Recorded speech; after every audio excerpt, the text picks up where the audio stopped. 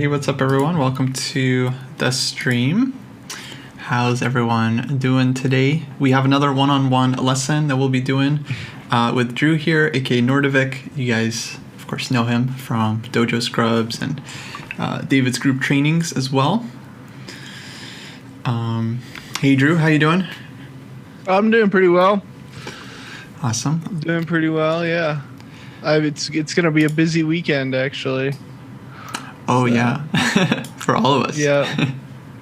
I have a rivalry match on Saturday, and I have Dojo Scrubs on Saturday morning and Sunday afternoon. So, yeah, lots of dojo. Nice. You got lots of stuff to do. Very cool. Yeah. I have Jesse's game up here for you guys. It's actually a live game. Jesse's playing in person, like with a physical board in front of like another human being. Probably wearing a mask, I would guess. I don't know. I haven't seen any photos from the event yet, but he's playing this Cherry Blossom Classic Open somewhere on the East Coast. I think like Maryland or something. If you guys want to follow his game live, actually, I'll drop the link in the chat in just a sec. Although it's kind of hard to find stuff these days. As I said earlier in chat, we're all channeling good move energy Jesse's way for this tournament. I hope so, guys. He's gonna need it. We all do. I mean, this is like it's been a long break. I hope he doesn't need it against the 1960, but you never know, huh? Well, Vishnu said this is a kid that he's played before, and sounds like the kid's underrated. I mean, of course he is. Because it's post-COVID first OTB tournament. Yeah, it's a few things. So it's post-COVID, right? This kid hasn't played any tournament chess to get his rating up. Also, I believe 1966 is the kid's FIDE rating, which means that his I think he's from England, but his English rating could be higher, and he might not have played a bunch of FIDE events, so his FIDE rating could be underrated as it is. So I don't know. So far, the kid has played a solid game. I'll just quickly run through the opening. Okay. Jesse played the London, which is a little bit surprising, given all the stuff he said about it over the years. Black went for this Queen's Indian setup, and c5, c4. He goes takes d5, which I think looks very reasonable, and then rook c1 I think is the last move available. Played it despite Vishnu. And his opponent's a CM. Okay, let me update his title. I gave Jesse a title. I give Joshua his title as well. And yeah, so it looks like, it's still in the opening, so I think the position is really, really close to equal. At some point, though, maybe even here, I imagine black is just going to take on c4 and give white the isolated queen pawn. Rook c8 or knight b4 here would also be normal, hitting the d5 square. It should be about equal, but I'm sure Jesse has seen this position a million times, so probably nothing. Is there ways for this to get complicated for black quickly, or is it going to be a while until he can start to really break open some complicated stuff for Josh to have to face with this kind of game? I think it's pretty simple actually for black compared to other positions. Yeah, just play rook c8. That looks normal. Because basically black just is going to have this d5 square. And sometimes when white gets the IQP, they go for this big kingside attack. But Jesse's not really set up for that. If black was to take, what white would need is queen d2, rooks in the center, bishop g5, bishop d3, and then white plays for the kingside. But here with rook c1 and bishop f4, this makes me feel like Jesse just wants kind of a very slow game. Okay. Yeah, so we'll come back to this one, guys. I dropped the link in the chat if you want to follow the game live. But it's going to be slow. It's a 40-2 game, so it's going to be some time between moves. In the meantime, we'll be doing a redeemed lesson with Nordovic, and we have a classical game we can look at, but also we wanted to talk a little bit about just the process of going through the game. Maybe you can tell folks a little bit about this book that you're studying, and then we'll take a look at some games from it. Yep. So I got it right here on camera. It's called Winning Quickly with Black. Counterattack. Wait, let's see here. Counterattack from move 1. It's got the mirror. I'm trying to read mirrored, and that's just tough. Oh. it's by this guy called Iakov Neistat. So it's just a lot of it's chapter by chapter. So like the first chapter is Roy Lopez. Mm-hmm. This is like the index here. Roy Lopez, and then like other open games by White, and you've got Sicilian defense, French defense, Caro-Kann defense, and there's just about 105 games. So I'm just slowly putting them into lead chess, and then maybe I'll memorize some in the future just to get some sort of memory stuff going, mm-hmm. Once I have that in there in the database.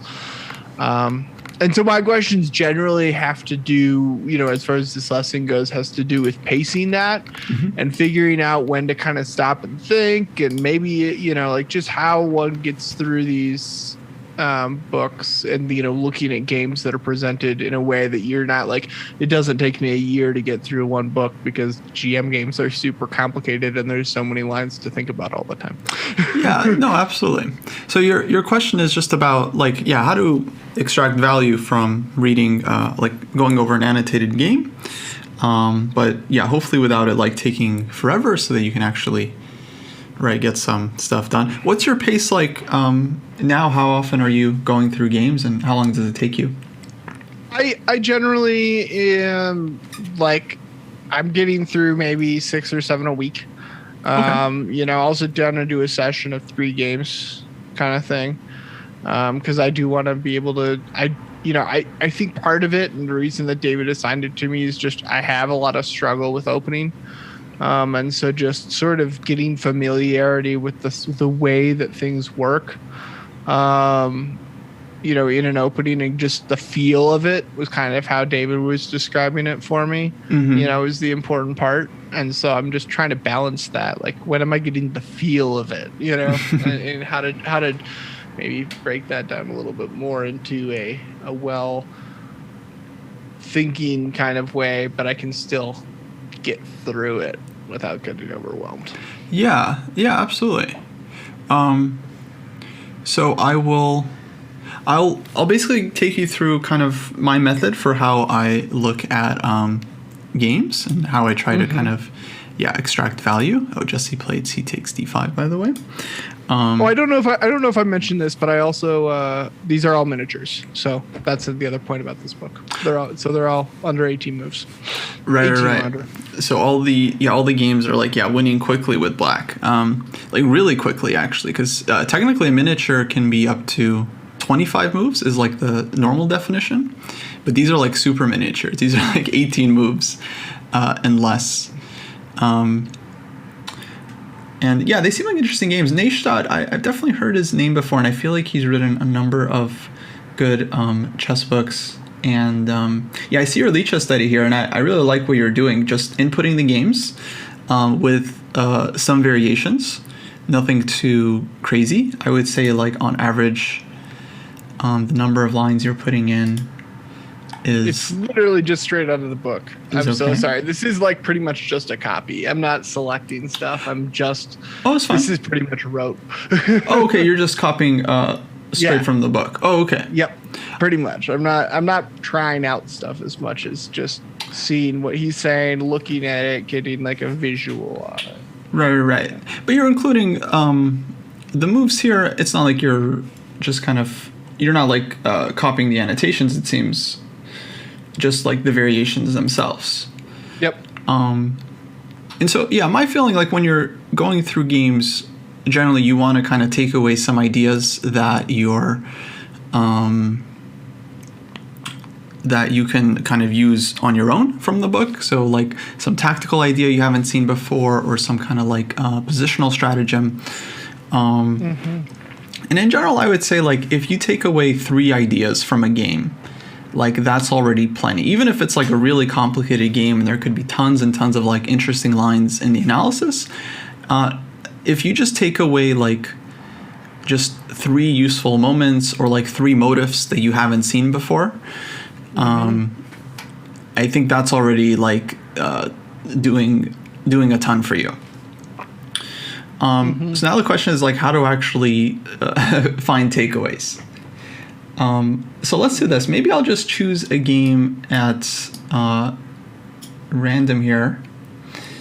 Maybe one of the earlier games. Let's see. We got a lot of classic players here.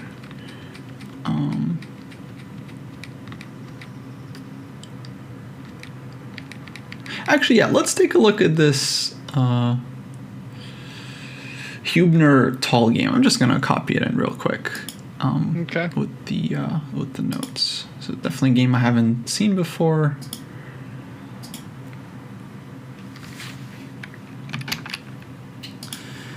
And let me put it in our. So we'll come back to this board, guys. We'll update you periodically. Black played knight takes d5. Let me jump to our own board. Put this one.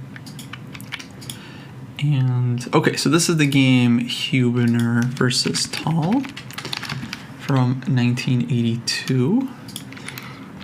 And okay, we're looking at this from Black's point of view. Okay, so let's imagine we're playing through the game. And castles, f6. I'm assuming he wrote something on f6 here, and then he includes like a bunch of variations that Black can play here. Bishop g4, bishop e6, knight e7, queen e6. So roughly, what does the author say about this f6 move? Let's see, because it's earlier. I mean, should I look it up? Oh yeah. Sorry, yeah. You should, if you don't mind, open up the book and. Yeah, this is number game. What game number? This is number 10. 10. So we're looking at f6.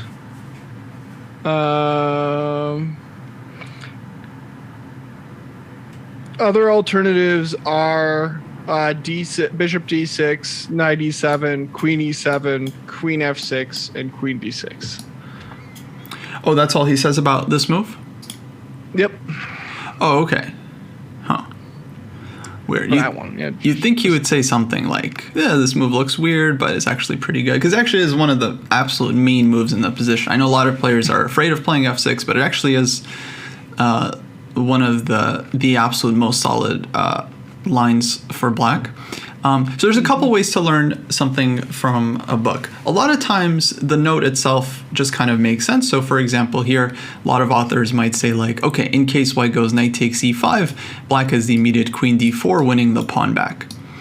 And then that's just like direct knowledge you can take away. You're like, okay, this pawn is not really hanging because Black has this nice tactical counter, and it's kind of like a good idea to know in the opening when you can counterattack the knight and the pawn. And so that's just direct knowledge you can take and use in your games. If you play the Ruy Lopez and someone exchanges on you on c6 and takes on e5, you know exactly what to do and you know exactly why you're okay. You're winning back your pawn and you have a very active position, and you have the 2 bishops. But I think the main way you kind of get something out of going through a game is you look for moments essentially that don't quite make sense, and you try to make sense of it. And usually this is instructive. So just for example, I'm just going to quickly play through the game here. So it went bishop g4, Black traded, fe5, rook d3, bishop d6, knight d2, knight f6, knight c4, Black castled. Now white took this pawn, and Black played bishop h5.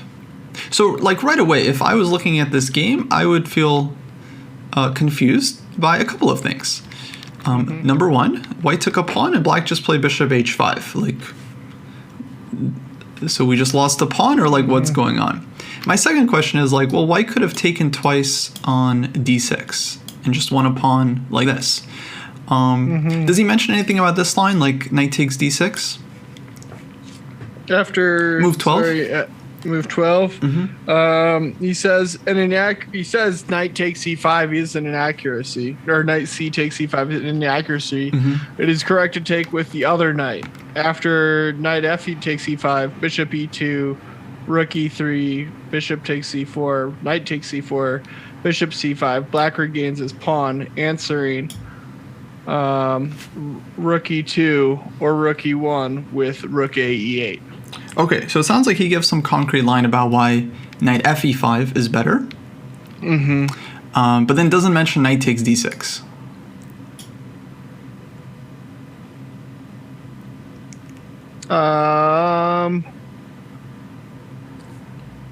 There was, yeah, well, not at that, or not on. You're talking about knight takes d6 on move 12. Yeah. Yeah, I don't think. Yeah, he doesn't cover that one. Okay, perfect. So yeah, like going through the game, I would be looking at this and be like, well, White could have also taken on d6. Author doesn't mention it. And so the technique is just like, you just try to understand what would happen. I'm assuming Black would recapture. Let's say Rook takes d6. And then you just try to find Black's best move from here. You try to put yourself in Tal's shoes and think like, what was the idea? Did you want to take on e4? Do you want to take on f3 and like weaken White's pawns? Did you want to go rook d8 and like void for activity? And that's kind of the process. You just think about it for maybe, I don't know, a couple minutes or 1 minute even, I think is already useful. And you just try to come up with some idea of your own. So for me, I'm just looking at this position right now kind of for the first time. I would calculate like knight takes e4, hits the rook, and then White would have to find a square for the rook.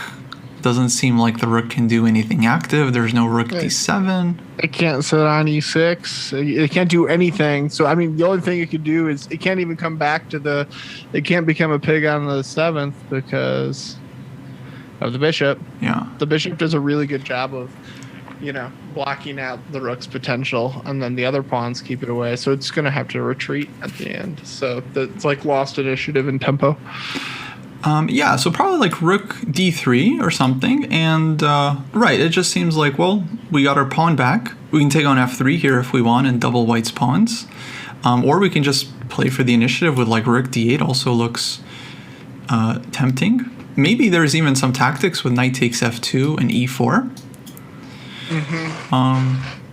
So, yeah, does that feel satisfactory for you as to why White didn't take on d6? Yep. Okay, cool. So for me too, right? So I wouldn't necessarily feel the need to like check this with an engine, but let's say for example, you're confused and you're like, I don't know, is Black better? Or maybe White has something, maybe you're seeing some other move. Then I think what you should do, if you're not training with someone who can help you or like a coach or training partner, you check with the engine and just see like, does my move make sense or is there something obvious that I'm missing? So let me just check the eval here. Okay, it says Black is better after knight takes e4 and then on rook takes d6. Yeah, only good move here for Black was knight takes e4 and then Black is slightly better. And then after rook d3, okay, knight f2 is the engine's top choice, but yeah, bishop f3, rook a d8, all these moves seem fine for Black. So that kind of confirms our evaluation. We thought Black was at least fine. And yeah, now we know. So that's kind of the idea, is just looking for moments that don't quite make sense at first, analyzing a little bit, and then hopefully coming up with some interesting ideas from there. Now, okay, Steve in the chat is saying that he's pretty sure f6 was a blunder. Now, okay, I don't know. I'd be careful about calling one of Tal's moves a blunder, but other people... Maybe he believes in Feingold more than Tal. Yeah, I think what Steve is talking about is a different position. On move 2, if White plays knight f3 and Black plays f6 here, yeah, this is a really bad move because White just wins by force after knight e5 and queen h5 check. Do you know this one? No, but that does it seems natural that is open now. Like I would find that I don't think I knew that because I don't consider that a thing that I would do normally. So seeing this f6 in the first place is like, whoa. But noting that is something I need to be aware of. It's that classic. It's not. That's checkmate, isn't it? No, it's not. But it's not checkmate. No, it's not checkmate. I was thinking about the other thing, but no, it's not checkmate because you still have the pawn is moved up. But the it's still you've got e5 and everything's falling apart. Yeah, huge attack. Of course, if black goes g6, we take here and then we win the rook. That's the first point. Second idea is that if black plays king e7, tries to hold on to the material, white gets huge attack with queen e5, bishop c4 check, king is forced to go out to like g6, and then d4 is good here. I think h4 is a particularly strong move. Queen f5 is just absolutely killer. Queen f5 and then d4. And black is, just getting mated here. Everything's backwards. Yeah, this is actually well known. This has been known for hundreds of years. I'm pretty sure Greco had a game like this, like one of the earliest masters from the 16th, 17th century. This one is winning for white, and this is a good one to know. But in the Ruy Lopez, after other moves have been played, then yes, black has the right to play f6 without suffering the same fate. So here if white takes and goes queen h5 check, is just simply not the same. White doesn't have the light squared bishop, black has more room for the king. Here I don't think white actually gets enough for the piece. Well, it's good to point out the differences. Yeah. And interesting, another part was the f5 so early with that Schliemann defense, which is like the first two games were Schliemann. Oh, I see. That's kind of like the Janish, and those are like f5 on move. Well, I guess right after the Roy is announced. Yeah, move 3 and move f5 is like hello. Shockingly playable. But no, it still holds up. Like top guys don't go here too often, but playable move. So that's kind of my process to kind of sum it up real quick is you just look for moments that don't quite make sense to you and then try to understand them. Let's just quickly go through the rest of this game. Black castled. Here white took on e5. And then actually let's go through the line mentioned in the notes. So the author writes this one is dubious. Instead white should have taken with this pawn. Or this knight, excuse me. And then I always want to understand like what's the difference, right? Because in the game white took with the c knight and black played bishop h5. Does the author say anything about bishop h5? No. Okay, he just treats it like kind of an obvious move, which to me definitely is. Wait, so bishop h5. Sorry. Wait, that was move. Move 12 for black. No, that's an exclam. Oh, exclam. Black is excellently developed, and moreover, he has retained his two bishops. After material equality has been restored, the e4 pawn cannot be defended. It is white who will have to think in terms of equalizing, but it is difficult to imagine that he was to make only one more move. Yeah, I see in the game he like blunders next move, basically. Yep. So the author is saying, okay, strong move. Once black wins back the pawn on e4, then it feels overextended to me is like my general feeling from the white's position. Like there's not a lot of support, and black has all these pieces. That open f file for the rook is tasty. Yeah, absolutely. Like it's just good. And getting the bishop out of the way. Now what are you gonna do? How are you gonna come at the bishop or anything that's attacking the king? Well, this is exactly with your knights and a rook. I don't know. Yeah, this would be my question, right? So, like now, white's up a pawn, and the author is saying black is about to win the pawn back with knight takes c4. So then I would just kind of, wonder a little bit, like, well, let's say white defends with rook d4. How exactly is black getting the pawn back, or how is black getting compensation? Now, let me throw this one to you. What do you think black should do here? So take a minute if you want. Think about it. Okay. All right, so I guess what I'm seeing is bishop as rook 88 followed by I guess even if, like, let's say bishop g5, you can still do bishop takes f3. And then when the knight takes, you can do some sort of like bishop takes h2 check, winning the rook. Something like that. Otherwise, there's this back rank threat that you have going on if the bishop doesn't develop. So I'm not sure exactly what you do to hold on to material here. Okay, so you're thinking rook a d8, bishop g5, and then let's check this line. Bishop takes f3. White has to take with the knight. And then do you still want to take on h2 here? No, h2 check and win the rook, right? Well, let's check. Oh wait, no, because king takes. Never mind. King takes. Okay, that's fine.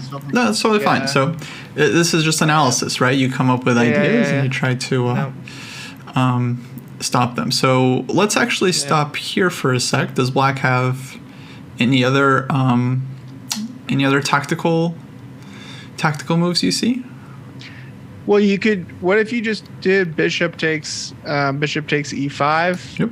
And then you're threatening the b2 pawn, and if the knight takes, the rook's hanging. So I don't know. Gotta go. Rook takes d8 first. Yeah. Then rook has to take d8. Rook takes, and then you take the rook back. We might have another option here because white's next move is just knight takes e5. Oh, do we want to do some sort of in between with bishop takes knight? Yeah, first? bishop h2 maybe, or bishop takes f3 also h2? worth considering. Oh, yeah. Wait. Yeah, this one because it's a check. Bishop h2. Okay. Oh, right. So the idea being is like, we're just losing this piece anyway, and then white keeps the extra pawn, at least for now. Still the line continues. Black can try to get the pawn back, but here by like then you want to play like h6 and kick the bishop. Well, no, I don't know. Yeah, well then we get something like this. Yeah, take, rook takes, and then maybe white even plays e5. So line still continues. It's like not easy to fully evaluate this one. A lot of sharp moves, but just kind of gives us an idea. In these GM games, it's like, dang. What's that? You gotta get like 5 moves deep to really feel the difference. It's interesting. I mean, it's just always just trying to make sure that the position looks right. Sometimes is the best thing to go. Yep, I'm still liking what the situation provides in the angles that are available in general, regardless of whether I'm seeing the precise line that's available to me. Mm-hmm. I mean, because this is going 5 moves deep. Yeah, right, no, it can go super deep. And I remember I would just do this, like whenever I just didn't quite understand like a book's annotation, I would just kind of analyze a bit. I would think like, because the book often says like, oh yeah, and black just gets the pawn back, no problem. But then you kind of look at it like, how exactly? And is that real? Yeah. And then I think it helps because once we do figure out why black is okay. Now, there are other moves here, like rook a e8 looks very tempting. c5 also looks like a possibility just to harass the rook and kick it from maybe the 4th rank. As you go through it's actually c5 was my first consideration. That was the first move. But then I was like, oh, then it's just rook c4. And what did I do? But it's off of the file, and I can plant my own rook there first, so that's pretty nice. Yeah, you can continue this one. You can also just continue with your idea, put b5. Just keep harassing the rook. Yep, that'll work. He's got a. Well, let's look at this. I mean, it feels like rook c3 now is his only move for white, and then after this one, now it seems like we just take on e4, and we're again super active as black. Oh, and we're attacking the rook again. Yeah, and now we're getting it. So from white's point of view, it kind of feels like rook c4 maybe not good. It's That's just even walking better. Into b5. Weirdly, my instinct was actually even more powerful than this rook 88. I think so. Rook 88 was just messy. Messy, but no, it's a very reasonable move because you are kind of putting some pressure, and you do have possible threats. Like, if white didn't move the bishop here, and make some random move a4, then we're taking on e5, and white has back rank issues. So rook a d8 certainly creates some huge threats. We also didn't consider the idea of bishop to f4, which also would protect the knight and change that whole dynamic of h2. So that's why there's so many other lines in that rook a d8 to consider. Yeah, no, bishop f4. Like that move. Also a move. Like, okay. Now what? Although, do you remember what happens in the game? Like how the game ends? I know right now because it was actually a while back. Oh, I see. Yeah, similar move was played in the game. Oh, it was bishop f4. Yeah. That actually was the move. But wait, what about rook a? No, but rook a8 hadn't happened. Yeah. In the game, black played bishop h5. And then white didn't go rook d4. White played bishop f4 immediately, which I think is probably a blunder. Yep. And it is noted as such. And it's probably the same here after rook d8 bishop f4. I feel like the same idea probably works for black, although maybe it's a little bit different. So okay, and then rook a8 also felt very logical. And then again, I'm just going to quickly check with the engine just to see, like, are we way off base? Do we get anything right here? Okay, engine says, very interesting, c5, our move. Looks like black is better. White's best try is just going back rook d3, and then black wins the pawn. So we were right on this one. But it turns out rook a8 compared to, let's say, slightly better 0.6 for black, this move is +2 according to the engine. That's a shock for me. I wasn't expecting that. Well, because it's the double attack on that, and that you're forcing that knight back, right? And so it's like it has to drop back, and you're getting a tempo with the rook developed. I like it. Yeah, something like this. So engine says, actually, this is much stronger than c5 because here we're just activating the rook. And what I would do is I would just go a little bit further because to me, I'm like, okay, +2, that it seems like a lot, right? It's equal material. So then I would just play the position for white. I would just say, like, okay, well, what do I want to do here? Okay, let me try bishop e3. Looks solid. Let me just see how the engine crushes me. And then I just follow the line. Okay, engine suggests c5. Bishop takes f3, also a good start, but okay, wants c5. Like, okay, c5, whatever, rook d5. I play for white, and I let the engine make moves for black, and then once we get a couple moves deep, we start to see, like, okay, black wins a pawn now. Rook is getting active. Okay, I'll go king g2 here. And now it just wants to, like, drop back. Basically says any move is very good for black. And then, okay, we slowly started to understand, well, here, okay, we won an extra pawn compared to the line before. And I'll take a pawn. Now it feels like, yeah, after this move rook e8, like, white has to move this knight. Bishop f4 is bad. We'll see why in the game. But white has to move this knight out of the way, and then black is taking on e4, and then even taking on f3. So we kind of slowly start to get an understanding of the position. Sorry, guys. When I say +2, I mean for the side that's like that we're looking at. So +2 meaning black is better by 2 whole points.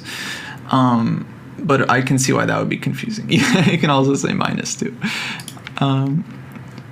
So this is, again, just very, very basic process. You just try to ask questions, see what makes sense to you, see what doesn't. And hopefully over time, you kind of build up this intuition where, like, you might get a similar Rui where you're sacrificing a pawn, but your rooks are connected, your opponent's rooks are not connected, you have play. And hopefully now you'll get more of a feeling that, like, okay, you have some initiative here. You know, of course, during the game, it's still super, super concrete. And I mean, any individual game, it's still going to depend on the tactics, but, like, over time, you study enough games, you start to see enough positions, you get a feeling for these kinds of positions, and you kind of understand, like, I feel like black should have some play here, and so on. Okay, so in the game, white played bishop f4, big mistake, and then Tal popped on f3, g takes f3, knight h5, and white resigned. Now, why did white resign? Let me ask you. Because there's too many that like how are you going to protect your knight basically? And if you don't protect your knight, how do you protect your bishop? There's two pieces attacked and they can't defend each other. With the three pieces, it's just a math basically. I would say math is the answer. Fair enough. Yeah, concretely, black is winning a piece here. Bishop on f4 is under attack. Only way to kind of defend it is bishop g3, and black just takes it off, takes on e5, and has extra piece. Right. So, okay, I mean, we understand this one. White blundered tactically. Just put his bishop on a hanging square, and Tal found the refutation. But then I might ask quickly, like, hold up, bishop f3, why didn't white take with the rook? And is this one mentioned in the book? No. This after rook takes f3 or g takes f3, there follows rook knight to h5. So it's actually the same answer. Oh, so he says it's the same thing. Okay, so yeah, it's knight to h5 even for the rook situation. Again, knight h5 wins. Indeed. Yep. Right. So here the author mentions it, but a lot of times, let's say this move would go unmentioned. And then you might think like, wait, but why wasn't this played? And then again, the process would be try to figure out yourself first, then confirm either with someone else or with an engine if you need to. And then, yeah, I think it's very likely you might look at this position and let's say the author again didn't mention this move. How would you try figuring it out? My first thought would be just play the same move in the game, knight h5, and see if it works the same way. And if not, try to understand why not. Okay, looking at this position now, is there anything extra white can do here that they couldn't do with like the gf3 line? Any like possible defenses? Bishop is still under attack. If the knight moves, then the bishop is attacked 3 times. And if bishop g3 feels like, again, we're just taking it, right? And bishop b5. Okay, so there's nothing really ambiguous about this one. It's pretty just you just count but sometimes definitely I've seen stuff where there's like a really tricky trick, little checkmate at the end, and it actually is a little bit of a puzzle, like all right, well, author says this is what happens, and so I have to solve the puzzle, which is good because I mean if I'm just reading these books, it's like plug in the moves, look at it, go, okay, cool. But finding the puzzles to the questions, that's important. I think so. I think especially the little bits where it's like at the end, and then they win a piece.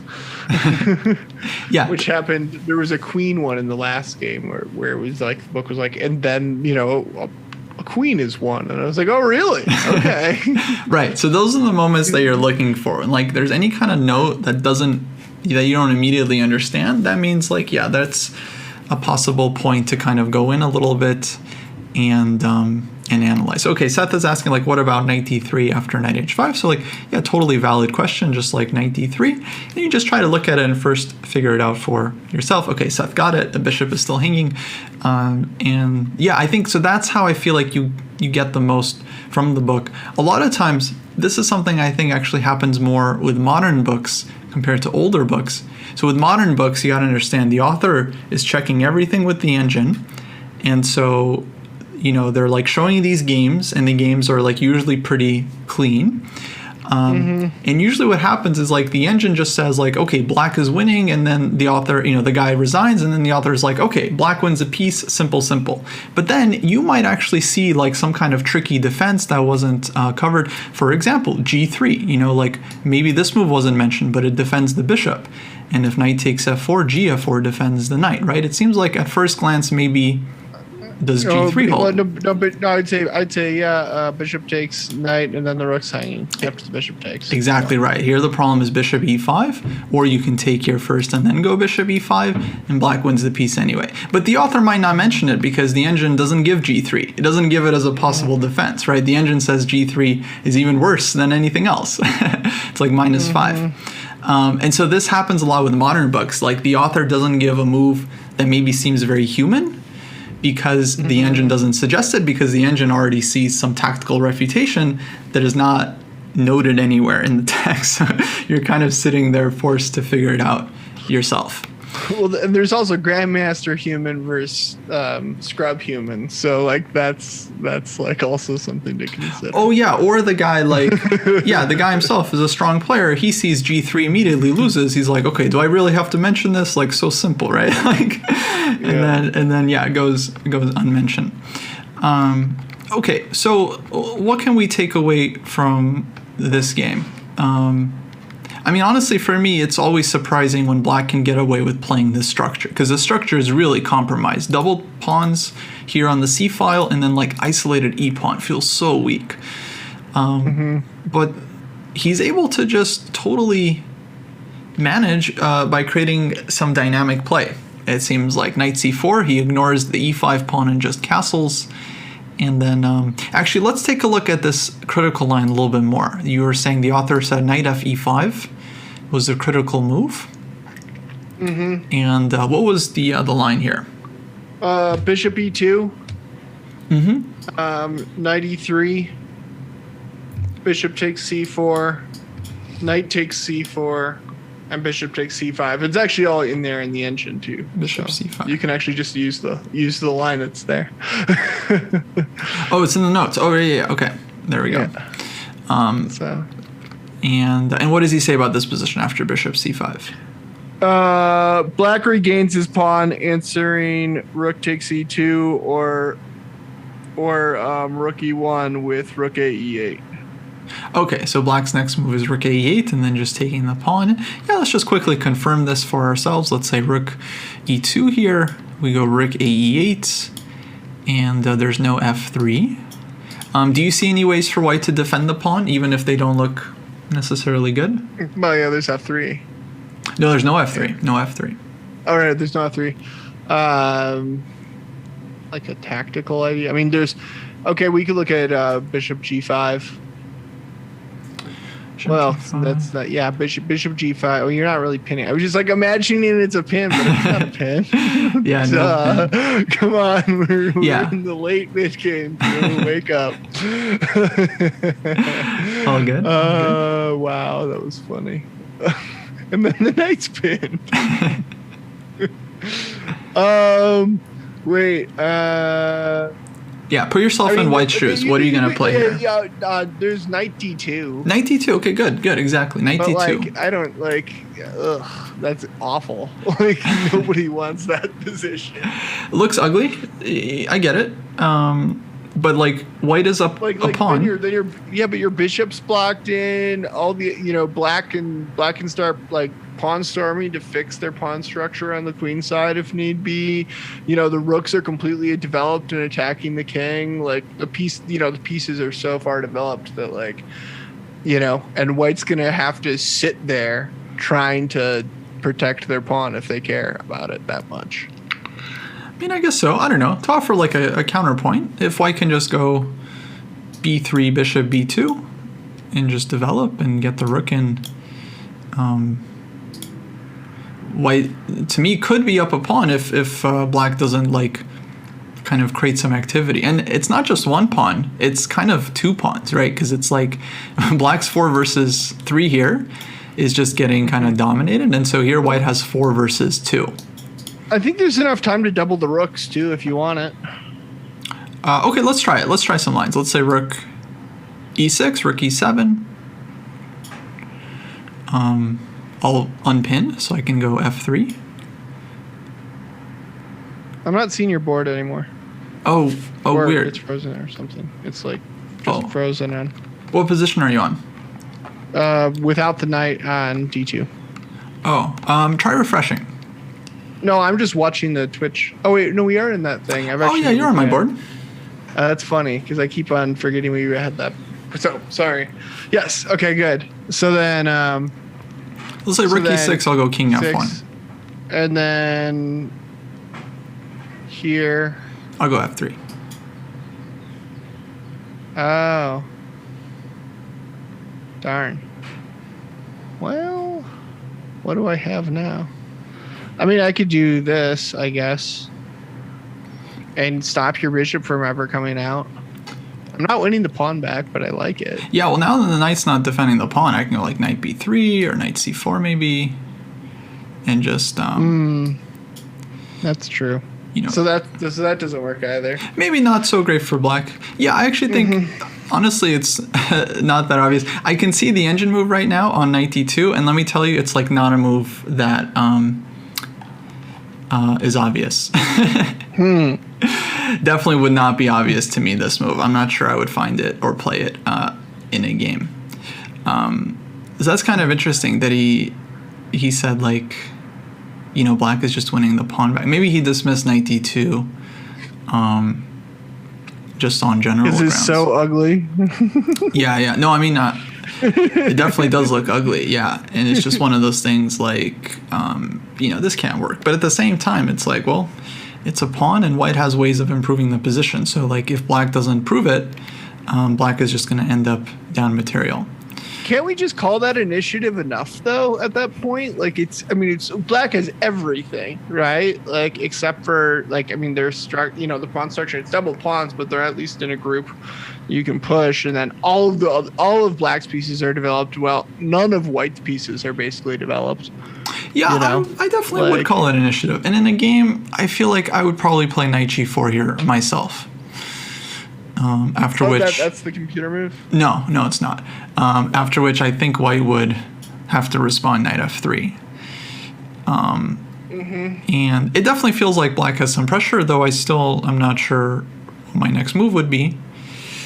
Because if rook f4. Oh, fair enough. Rook f4. Sorry. Yeah, bishop is there. Yeah, I didn't see that one either. I'm thinking maybe I'll go like rook d8 or something, but then the bishop can finally come out. So yeah, I don't know. I mean, I'm with you. From the human point of view, it definitely feels like black has compensation, at least some.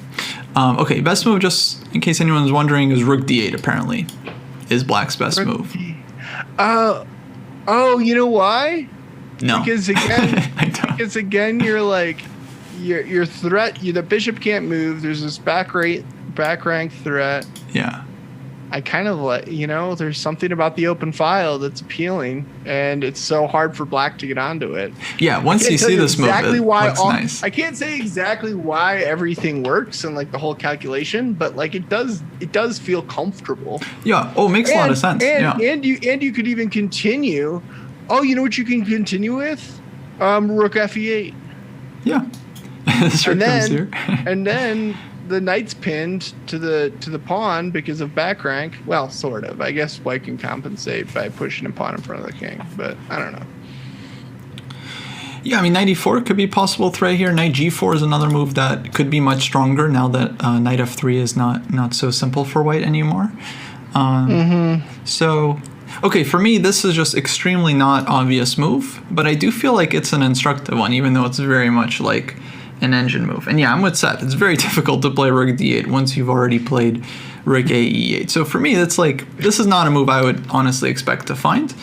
But I think it is instructive, and it's one of those moves. It's like people pulling their bishops back when they go out. Sometimes it's good to pull the bishop back. No, it is rerouting your pieces. Absolutely. Okay, so kind of interesting little detail there. Another way white could defend the pawn is like e5.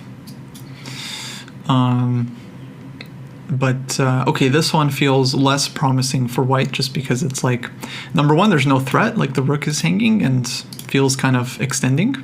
And rook g4 or knight g4. Knight g4 looks like a fantastic response. That would be my instinct too. And we have multiple threats. Yeah, b5. And I don't there's so many threats at this point that I would be really scared if I were white. Yeah, same. And then so knight d2 was the best thing to counter. I don't know if knight d2 is objectively the best move because, again, for the engine, it sees knight d2, rook d8, and thinks black is better. So it might not think knight d2 is... Like, the engine, I think, thinks, bishop e3 is, like, the best move, just giving back the pawn. Whoa. Oh, wow. I mean, I'm just using the weak chess.com engine. It might not even be right. But from human point of view, actually, I think knight d2 is the strongest move because what are the odds your opponent's going to find rook d8? Oh, wow, but bishop e3, they can't immediately take the pawn because the bishop's hanging. So then you can move the bishop again if the bishop moves out of the way, and then there's. Well, we can check this one because knight e4 then you can take pawn. defends the bishop, and rook e4 also that would work. Rook e4 also maybe has some yeah, that actually all works. tactical point behind it. Yeah, I think rook e4 here is okay. I'm actually liking bishop even though the engine says bishop e3 is better. I really do like knight e2 better still, or knight d2. No, it definitely puts a lot of pressure on black for sure. Yeah. So, okay, we're getting a little deep, but again, that's kind of the process. You read the book, you follow the notes, you look for moments that like you don't understand or maybe not explained fully, and then you try to kind of break them down a bit for yourself. So actually, when I was going through Shirov's book, Fire on Board, that one has like a ton of lines and a ton of analysis, and a lot of the lines end in a position where Shirov, the player like I'm studying, is down material, but he has this note like, and black has huge compensation, right, for the pawn, or huge compensation for the 3 pawns. I remember he wrote one time, huge compensation and I was looking at the position like, okay, I see the activity, right? I see your pieces are active, but 3 pawns, like, come on, man, come on. And 3, yeah, that's really ambitious to just make those claims. Like, really? You're just gonna say that? Totally right. I mean, I remember like, inputting some of his games into the computer, and it was saying like, that he's totally correct. Like black is better at that point. I also actually, honestly, even the opposite. But putting it into the computer is different than the human play too. No, exactly. Like some of his games, I put it into the engine, and the engine's like, he's busted, he's lost, right? But he's still beating people like Kramnik and like Judah Polgar. He's still beating them from these positions where he's lost in. So that really said something to me. I'm like, maybe it's not all about what the engine thinks. Maybe it's more about... It's for the human. It's, like which position is actually easier to play for which side. And I try to just start kind of evaluating things more from this point of view, like who actually has the easier game. And that can really help when you were evaluating... dynamic counterplay, whose moves kind of are easier to come up with. Do you want to take a quick look at that classical game before we get out of here? Yeah, let's do it. Let me update folks on Jesse's game. There have been 3 moves played. He took knight takes d5. He didn't take. He played bishop g3 after black took on d5. Black played knight cb4. Which makes sense to kind of use this key blockading square. And now Jesse played queen d2, and I think that's the live position here with black to move. Again, position is very, very close to equal. I think black has to be okay. But it's one of those positions, black probably has a number of decent moves here. Bishop f6 is probably fine. Knight takes c3, even though it helps white structure, is probably okay. Bishop d6 might be a very reasonable move here, just offering to trade. But okay, black will have to come up with something here. Okay, let's go back to our board. Yeah, do you want to quickly put the game in, or I can also grab it? Let's see here. I'm gonna, I guess, pull it from this other tab. Archive.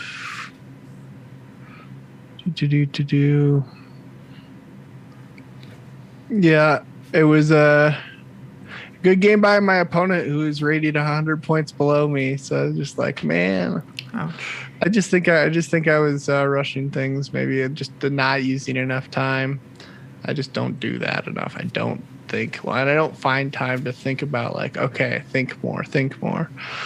Yeah, definitely. Yeah, maybe we can just look at the game with this in mind, just where you could have spent your time and on what. Where's the set position, right? Set position, PGN, and here. There you go. I thought that from my study, I thought that I was going to be playing a Roy that day, but I think that they knew that I thought that I was going to be playing a Roy that day from their study, and they decided that they were going to do a Caro Khan. Oh, here we go. Oh, so you're playing white? Okay, Karo Khan. Mm-hmm.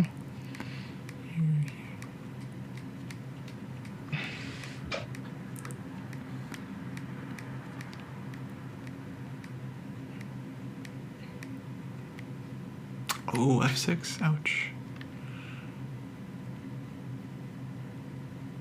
Yeah, and then I just huh? got really bad. I mean, I thought I had some play. Actually, they screwed up, and so I had a little bit more play later. But I mean, I screwed up by this point, so obviously, you know. Okay. It's not the end of the world. I thought you were losing a piece, but no, you're actually But you're getting rook for 2 no, pieces. no, they could have done something. They could have done something better. They could have actually, because I screwed up so bad, they could have played G5 there. Okay. But let's look at this. To fork again, to fork me a second time, just because. Like, I don't know why they didn't, but that was an even better move. Wait, is this engine move? No, that's the move that I came up with while I was watching and praying that they didn't play it. Oh, I see. I was like, don't do it. I feel like you do have this one, right? You can pin the pawn. Oh, nice. Oh, I didn't see that. Well, they didn't play it, so maybe I would have seen it eventually. But that okay. But then wait, isn't there F5? F5 G pawn will be hanging. Or can they take my knight on D5? They definitely can take this one. Yeah. But, or even with the bishop. But then it's like I mean, compared to the game, they just took here immediately. You know, why throw in G5 and weaken the king if okay. Because then I assume you do the same. The continued threats on the other night. Oh yeah, I guess that's true. With still the fork. It's kind of the same position, except now the king is like much more open. Yeah. Okay, wasn't the end of the world, but it wasn't pretty. It wasn't. And it was good. just It wasn't pretty, and it was so hard to see all of the complications of that falling through in the way that it did. And it was the way I just fell into that. And it felt avoidable. Like Queen G5, were you expecting takes F6, or was F6 kind of like a surprise for you? Yeah, F6. I just didn't see F6. Yeah. Okay. Yeah. So we kind of messed up tactically here. It's like, let's say, reverse tactical elements. We're putting our pieces on kind of vulnerable squares where they can get forked. It's funny. You got hit, like you played Bishop F4, and then you got hit with the same Knight H5 as Tal played in this game. So on Knight H5, this was definitely a moment where. I'm not sure how much time you spent, but definitely a moment where you can pause and spend time.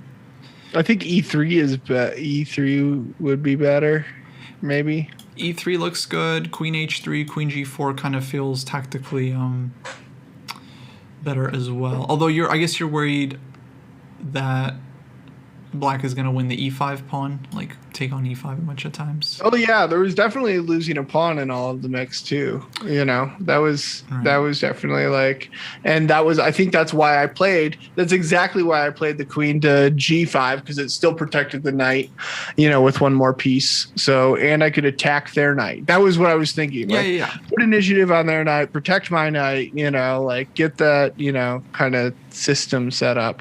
Yeah, logically the move makes total sense. Just tactically, it doesn't work, right? Actually, I think with Queen G3, it's a similar thing. Were you expecting Knight H5 from the opponent? No, I wasn't. No. Okay, good. So it was a lot of just misses on the tactics. Yeah, exactly. It's kind of the same thing. Like you're putting your queen and bishop, let's say, in a tactically vulnerable spot. Now, it's not clear at first glance that Knight H5 here is like a winning move for Black. But I can guarantee you, every strong player would have already calculated what happens Queen G3, Knight H5 before playing Queen G3. They would have already anticipated that Black might have this move, and they would have evaluated, you know, one way or the other. If it's okay for White, then they go ahead and play Queen G3. If it's not good for White, then they don't play Queen G3. You know, and it's not like this move is always gonna kill you or this kind of move, but it's one of those moves that it's like basically you have to account for. Any kind of, let's say, violent tactical idea from the opponent is a potential winner, you know, unless you've kind of analyzed it through and you understand that it's okay for you. So, definitely maybe you could think a little bit about trying to anticipate your opponent's forcing moves a little bit more. Yep. And yeah, I would say like in every position when He doesn't feel for me positionally like that's what's gonna like that they're gonna have that much power with one knight over there. That's kind of the thing. It's like, yeah, I just need to calculate more because sometimes it seems like with a move like there's not enough pressure. They don't have enough material to really make anything dangerous on that side. I've got 4 pieces over there and they've got 1. But the diagonal, the knight, and everything attacking the d5 square that's just enough pressure to really cause some calamity. Yeah. Well, as they say, like, if you've heard this phrase, chess is a concrete game, which basically just means like, yeah, it doesn't matter. You can come up with all the logic and principles that you want, but like if your opponent finds some tactics, like you're done. It's it just doesn't work. So. Yeah, even in positions where it feels like there shouldn't be enough, you might be wrong. I mean, black has pressure on e5, like 3 pieces here attacking. So it's not crazy that black has enough pressure on this diagonal that there are some tricks with knight h5 and stuff. I mean, actually, especially now that we've seen the tall game, where black won in 16 moves in like an exchange Rui endgame, super kind of dry position, using this kind of these pinning tactics. That kind of shows like, yeah, almost any position can be lost for white in one move. And I mean, Hubner is like, 2600 GM, like one of the best players of the past generation. So he's definitely no fish. So yeah, there's something to be said here about just being a little bit more tactically aware of what the opponent wants to do. Yep. But let's just see the rest of the game here. So we got this endgame 4. And okay, yeah, another question on rook e3. Were we anticipating d4? Sorry. On rook e3. Wait.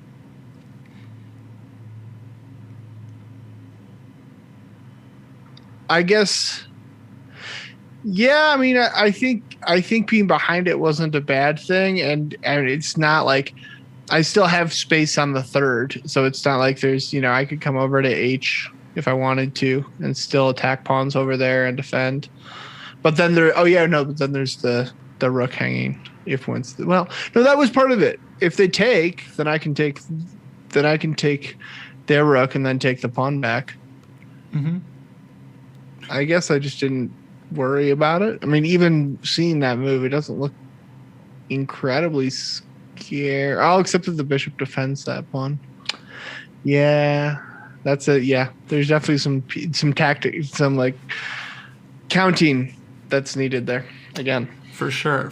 So yeah, again, the process is, and I'm not trying to give you a hard time. I mean, chess is a real difficult game. I'm just telling you, like, this is what strong players do. Before playing rook e3, they would have anticipated, like, d4 is kind of like very forcing move. I can't take because bishop takes d4, pinning the rook. That looks ugly. They would be very careful before allowing this kind of, essentially it's like a double attack, given that white cannot take on d4. It's like either we're losing our rook or we're losing this pawn. And then if we look at this one, rook takes d8, black takes with the knight, and holds on to this one. Then that pawn's passed. Yeah. And pawn super and strong. Uncontrollable. There's no way I can get there. Yeah. I don't have any time. I mean, even if it wasn't promoting immediately, it's very dangerous situation because like black's 2 pieces just I guess I could have actually there's nowhere I could have put that rook to even get back because rook to f3. You can try this one. Yeah, rook to f3 and then get behind the pawn. Right. Like, I mean, I can do that and then try to get the king over, but then I'm going to lose. I'm going to be down. Like, I have to exchange one of those pieces off at the end because one of them is going to be defending it. Basically just lost. That's lost. Whenever you have like rook versus 2 pieces endgame, if the 2 pieces get some super strong pass pawn, it's almost always decisive because two pieces are so strong. If you take the c pawn off the board, white has a very playable game. But so maybe another example of just kind of like not really anticipating the opponent's kind of tactical ideas. Because then I think you would avoid this one and maybe would even play a move like, let's say rook d3 looks better. So you defend the pawn, and then on d4 you can just trade this one without losing material. Yeah. Yeah, the diagonal, it's definitely, there's like a lot of pieces that come into that move. Like it's endgame, so it seems susceptible, like every endgame position that seems susceptibly like, whatever. But no, what happens, I don't know. Things can happen really quickly. There's multiple points behind why that move is good, and to see all of them, like the fact that the bishop protects through the c pawn, and that like kind of initiative, and the fact that the clearing space to allow some sort of a pin on d4 for the bishop if c takes d4 with the rook on e3. So like, and the counting, just how many pieces are present. Yeah, right. But I guess what I want to say is that it's like, it's not just about calculating the move accurately and seeing what's going on here, but really it's more about just kind of seeing that that's going to be a problem if you play rook e3. d4 is something that could be very dangerous. Like during the game, you don't really know if it is going to be bad or not. But if you notice before you play rook e3 that your opponent has this dangerous move, then you can definitely spend some time thinking about it, and you can decide whether it's something you want to go into or not. Yeah. I think you do have the analytical skills needed. It's just a matter of spending the time during the game. Yep. That's it. Yep. That's it. I'm not giving him a hard time, guys. That's David's job. Yeah. So okay, I saw the rest. Those kind of, I don't know. That's my main takeaway from just this game. That we can definitely afford to be kind of more. Was everything strong up until the queen to g3? Like, is it all pretty reasonable? I thought you played like fine. What I was trying to do. Yeah, I thought you played absolutely fine. Like there are definitely moments in the opening where you can play different moves. But yeah, like let's say this knight e5 plan, this actually might kind of be the start of the problems. Of the problems, yeah, because you after queen c7 we're in a pin with the bishop on f4. You can unpin with like knight takes c6, but I don't think that's why you wanted to play knight e5 just to trade off on c6. No, I'm trying to get a nice position. Hold on to this. Yeah. So what I think you needed to do here actually was just take on d6, or put a rook on e1 and get ready to kind of dominate this square that way. Yep. So the idea is one day these bishops come off one way or the other, and you can plant your knight on e5. This one can maybe even come to d3, which is a very nice square, and then you can reinforce. So as far as the structure goes, this is definitely white's main plan, trying to establish knight on e5. But yeah, you have to go about it in a very precise way. Now maybe black plays queen c7 here, like he doesn't want to trade either. I don't think it's that bad to just go ahead and take on d6, because ultimately these bishops have to come off for you to feel kind of safe with knight e5. So I'd continue here, knight g3, and then next move we're now ready to play knight e5. Unless black plays like knight d7 or something kind of somewhat. I'll align for f5 or f6. Yeah, maybe preparing f6 or just kind of covering the square. And then from here, I would say white's plan, just double up on the e file, try to reinforce knight e5, make it very awkward for black to push f6, because then the e pawn will be a weakness. And yeah, you're just basically playing on the e file. That's kind of white's approach here, which I think you got right. It's just a matter of, let's say, execution. Let's see. Yeah, okay. As a small opening thing, honestly, I like developing the light squared bishop first. I don't know if you've seen like the e4 speed runs, but this is how I was playing this opening.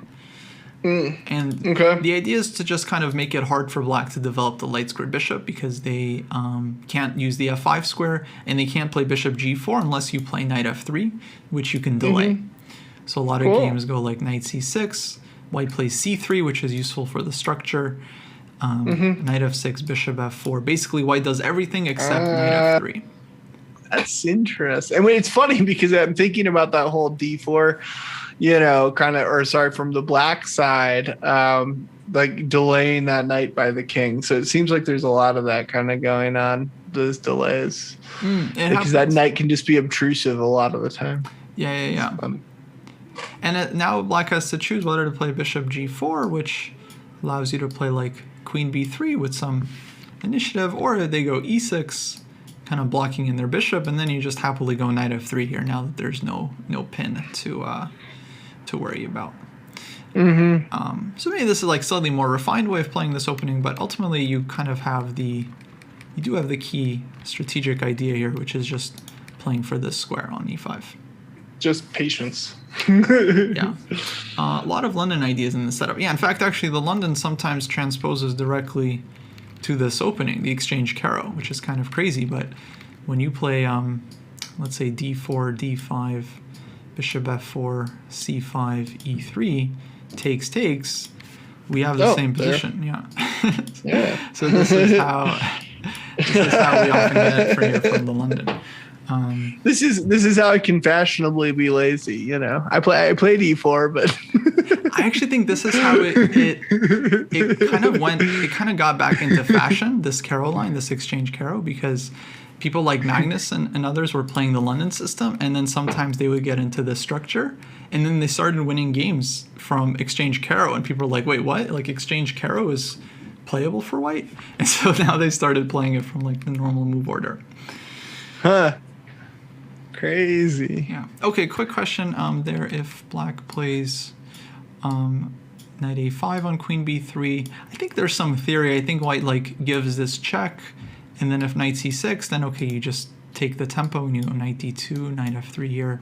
And if black plays like bishop d7 or something, then white even like drops back and tries to argue that black's pieces need time to get to normal squares again. But it's theoretical position. Black is very solid here, of course. Wow. Yeah. Is that even like an out? Is that like not an outpost? I keep on. Got to be careful with that word. That's a well-defined term. Yeah. But I do like the structure. I don't think it's like you have to know the theory here to play the position as white. It's just all about knowing how to get to this e5 square and then playing from there. Okay, I think that will be it for us guys. Are you gonna be back today with David? I will. I will be on at 10 p.m. Mountain Standard Time. Okay, very cool. Yeah, and I think that actually in just an hour and a half there will be the 12 to 1400. You can catch me at, I believe it's 8 a.m. or sometime very early on Saturday. There's Dojo Scrubs. And then my rival will be playing me sometime in the afternoon. Still to be announced exactly when that's going to be. I haven't actually heard yet. But somewhere in early afternoon on Saturday. And then I'll be back on 2 on a Sunday for a consultation match against Acratic. Nice. So, wow, full weekend of Dojo Scrubs coming up. Oh, yeah.